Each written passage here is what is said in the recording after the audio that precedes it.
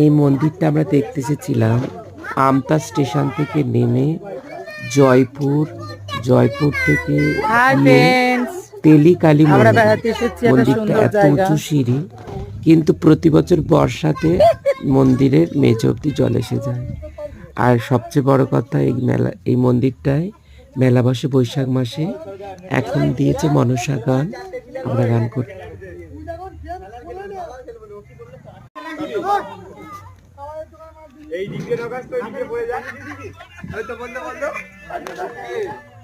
জয় মা। তো মন্দিরটাতে প্রচুর লোক হয় বর্ষাকাল, বুড়ে তো যায়। আর এখন মনসা গান দিয়েছে। এই বৈশাখ মাসে এই মন্দিরে মা কালীর পূজাটা হয়। মায়ের দরজা সবসময় বন্ধ থাকে, শুধু পুজোর একদিনেই খোলা হয়। মা এখানে খুব জাগ্রত, কিন্তু মন্দিরে পূজা রোজই হয়।